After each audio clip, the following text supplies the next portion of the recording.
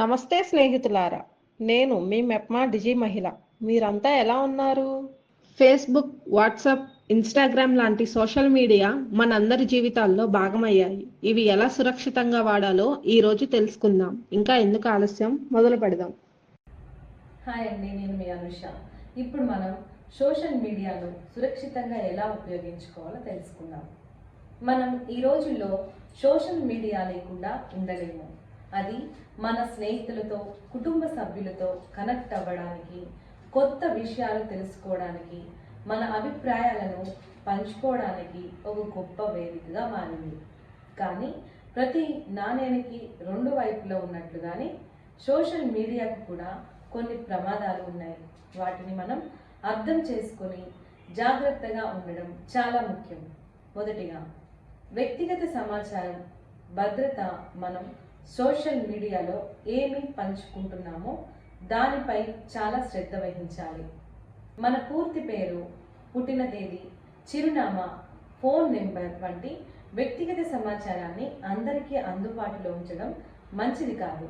ఇది దుర్వినియోగం అయ్యే అవకాశం ఉంది. అదేవిధంగా మన ప్రొఫైల్ సెట్టింగ్స్ను జాగ్రత్తగా పరిశీలించాలి. మన పోస్ట్లో ఎవరు చూడగలగాలి, మనకు ఎవరు స్నేహ అభ్యర్థనలు పంపగలగాలి అనే వాటిపై నియంత్రణ ఉంచుకోవాలి. ఫ్రెండ్స్ ఆఫ్ ఫ్రెండ్స్ లేదా ఓన్లీ మీ వంటి ప్రైవసీ సెట్టింగ్స్ను ఉపయోగించడం మంచిది. మనం ఎక్కడికి వెళ్తున్నామో, ఏం చేస్తున్నామో ప్రతి విషయాన్ని వెంటనే పోస్ట్ చేయకుండా ఉండడం మంచిది. ఉదాహరణకు, మనం వెకేషన్కు వెళ్తున్నట్లు ముందుగానే తెలియజేస్తే మన ఇల్లు దొంగతనానికి గురయ్యే ప్రమాదం ఉంటుంది. బలమైన పాస్వర్డ్లను ఉపయోగించాలి. అక్షరాలు, సంఖ్యలు మరియు ప్రత్యేక చిహ్నాల కలయికతో పాస్వర్డ్ను రూపొందించాలి మరియు వాటిని క్రమం తప్పకుండా మార్చుకుంటూ ఉండాలి.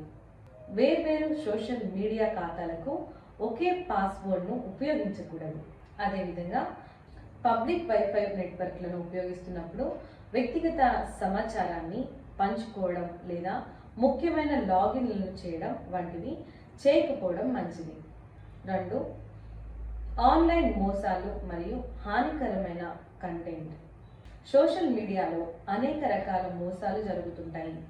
నకిలీ ప్రొఫైల్స్లో స్నేహం చేసి డబ్బులు అడగడం, తక్కువ ధరలకు వస్తువులు ఇస్తామని చెప్పి మోసం చేయడం వంటివి సాధారణంగా జరుగుతుంటాయి. వాటి పట్ల జాగ్రత్త కలిగి ఉండాలి. గుర్తు తెలియని వ్యక్తుల నుండి వచ్చే సందేశాలను మరియు ఆఫర్లను నమ్మకపోవడం మంచిది. అదేవిధంగా హానికరమైన లింకులపై క్లిక్ చేయకూడదు. ఇవి మన వ్యక్తిగత సమాచారాన్ని దొంగిలించడానికి లేదా మన పరికరాల్లో వైరస్లను ప్రవేశపెట్టడానికి ఉద్దేశించినవి కావచ్చు.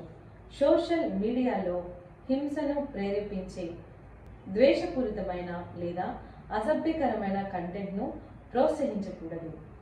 అలాంటి వాటిని చూపించినప్పుడు మీరు రిపోర్ట్ చేయడం చాలా మంచిది. అది మన బాధ్యత కూడా. అదేవిధంగా తప్పుడు వార్తలు మరియు పుకార్లను నమ్మవద్దు మరియు వాటిని షేర్ చేయవద్దు. ఏదైనా సమాచారం నిజమో కాదో నిర్ధారించుకోవడానికి విశ్వసనీయమైన మూలాలను తనిఖీ చేయాలి. 3. సైబర్ బెదిరింపులు మరియు ఆన్లైన్ వేధింపులు. సోషల్ మీడియాలో సైబర్ బెదిరింపులు మరియు ఆన్లైన్ వేధింపులు ఒక పెద్ద సమస్యగా మారిపోయింది. ఎవరైనా మనల్ని ఇబ్బంది పెడుతున్నా లేదా బెదిరిస్తున్నా మౌనంగా ఉండకూడదు. వెంటనే ఆ విషయాన్ని విశ్వసనీయమైన వారికి తెలియచేయాలి లేదా సంబంధిత వేదికపై రిపోర్ట్ చేయాలి. ఇతరులను కించపరిచేలా లేదా బాధించేలా కామెంట్లు లేదా పోస్టులు చేయకూడదు. మనం ఆన్లైన్లో ఎలా ప్రవర్తిస్తున్నామో దాని ప్రభావం నిజ జీవితంలో కూడా ఉంటుంది అని గుర్తుంచుకోవాలి. మన పిల్లలు సోషల్ మీడియాను ఉపయోగిస్తుంటే వారి ఆన్లైన్ కార్యకలాపాలను పర్యవేక్షించడం మరియు వారికి సురక్షితమైన వినియోగం గురించి అవగాహన కల్పించడం చాలా ముఖ్యం. 4. సమతుల్య వినియోగం మరియు మానసిక ఆరోగ్యం. సోషల్ మీడియాను ఎక్కువగా ఉపయోగించడం మన మానసిక ఆరోగ్యంపై ప్రభావం చూపుతుంది. ఇతరుల యొక్క ఆదర్శవంతమైన జీవితాలను చూసి మనం అసూయపడవచ్చు లేదా ఒత్తిడికి గురి కావచ్చు. సోషల్ మీడియా వినియోగానికి ఒక సమయం కేటాయించుకోవడం మరియు ఇతర కార్యకలాపాలకు కూడా సమయం ఇవ్వడం చాలా ముఖ్యం. కుటుంబ సభ్యులతో మరియు స్నేహితులతో నేరుగా మాట్లాడడం, ఆటలు ఆడడం, పుస్తకాలు చదవడం వంటి వాటికి ప్రాధాన్యత ఇవ్వాలి. సోషల్ మీడియా నుండి ఒక విరామం తీసుకోవడం కూడా మన మానసిక ప్రశాంతతకు చాలా అవసరం ఉంటుంది. కాబట్టి సోషల్ మీడియా ఒక శక్తివంతమైన సాధనమైనప్పటికీ దాన్ని మనం తెలివిగా మరియు జాగ్రత్తగా ఉపయోగించాలి. వ్యక్తిగత సమాచారం యొక్క భద్రతను కాపాడుకోవడం, ఆన్లైన్లో మోసాల పట్ల అప్రమత్తంగా ఉండడం, సైబర్ బెదిరింపులను ఎదుర్కోవడం మరియు సమతుల్య వినియోగాన్ని కొనసాగించడం ద్వారా మనం సోషల్ మీడియా యొక్క ప్రయోజనాలను పూర్తిగా పొందవచ్చు మరియు దాని యొక్క ప్రమాదాల నుండి మనల్ని మనం రక్షించుకోవచ్చు. 5. యాప్ అనుమతులు మరియు థర్డ్ పార్టీ అనుసంధానాలు. మనం కొత్త సోషల్ మీడియా యాప్లను లేదా ఇతర అప్లికేషన్లను ఇన్స్టాల్ చేస్తున్నప్పుడు అవి మన ఫోన్లోని వివిధ ఫీచర్లకు కాంటాక్ట్లు, కెమెరా, మైక్రోఫోన్, లొకేషన్ మొదలైనవి అనుమతులు అడుగుతాయి. ఈ అనుమతులను ఇచ్చే ముందు మనం చాలా జాగ్రత్తగా ఉండాలి. ఒకసారి చెక్ చేసుకోవాలి, నిజంగా ఆ యాప్కు ఆ అనుమతులు అవసరమా లేదా అని ఆలోచించాలి. అవసరమైన అనుమతులు ఇవ్వడం మన వ్యక్తిగత సమాచారానికి ప్రమాదం కలిగించవచ్చు. చాలా మంది తమ సోషల్ మీడియా ఖాతాలను ఇతర వెబ్సైట్లు లేదా యాప్లతో అనుసంధానం చేస్తుంటారు. సైన్ ఇన్ విత్ ఫేస్బుక్ లేదా కనెక్ట్ విత్ ట్విట్టర్ వంటివి. ఇలా చేయడం సౌకర్యంగా ఉన్నప్పటికీ ఆ థర్డ్ పార్టీ అప్లికేషన్లకు ఒక సోషల్ మీడియా డేటాకు ప్రాప్యత లభిస్తుంది. వాటి భద్రతా విధానాలు మనకు తెలియకపోవచ్చు. కాబట్టి మనం ఏ అప్లికేషన్లకు మనం సోషల్ మీడియా ప్రాప్యతను ఇచ్చామో క్రమం తప్పకుండా తనిఖీ చేస్తూ ఉండాలి మరియు అప్డేట్ చేస్తూ ఉండాలి. అదేవిధంగా అవసరం లేని వాటిని తొలగించాలి. 6. డిజిటల్ ఫుట్ ప్రింట్ మరియు దాని పరిణామాలు. మనం ఆన్లైన్లో చేసే ప్రతి పని, మనం పోస్ట్ చేసే ఫోటోలు, వీడియోలు, కామెంట్లు, మనం లైక్ చేసే పేజీలు ఒక డిజిటల్ ఫుట్ ప్రింట్ని సృష్టిస్తుంది. ఇది శాశ్వతంగా ఉంటుంది మరియు భవిష్యత్తులో మన ఉద్యోగ అవకాశాలను లేదా వ్యక్తిగత జీవితాన్ని ప్రభావితం చేయవచ్చు.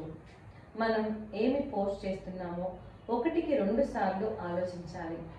మనం పంచుకునే విషయాలు మన గురించి ఏమి తెలియచేస్తున్నాయి, అవి భవిష్యత్తులో మనకు ఇబ్బంది కలిగించే అవకాశం ఉందా లేదా అనేది మనం చూసుకోవాలి. ఒకసారి ఆన్లైన్లో పెట్టిన సమాచారం పూర్తిగా తొలగించడం చాలా కష్టమని గుర్తుంచుకోవాలి. ఇతరుల గురించి మనం ఆన్లైన్లో ఏం చెప్తున్నామో కూడా చాలా ముఖ్యం. ఎవరిని కించపరచకూడదు లేదా వారి గురించి తప్పుగా మాట్లాడకూడదు. ఇది కేవలం అనైతికమే కాకుండా చట్టపరమైన సమస్యలను కూడా దారి తీయవచ్చు. ఇప్పుడు పిల్లల కోసం సురక్షితమైన నెట్ బ్రౌజింగ్ గురించి తెలుసుకుందాం. పిల్లలు ఈ రోజుల్లో చాలా చిన్న వయసు నుండే ఇంటర్నెట్ను మరియు సోషల్ మీడియాను ఉపయోగిస్తున్నారు. ఇది వారికి కొత్త విషయాలు నేర్చుకోవడానికి, స్నేహితులతో కనెక్ట్ అవ్వడానికి మంచి అవకాశమైనప్పటికీ అనేక ప్రమాదాలు కూడా పొంచి ఉన్నాయి. కాబట్టి పిల్లల కోసం సురక్షితమైన బ్రౌజింగ్ను నిర్ధారించండి.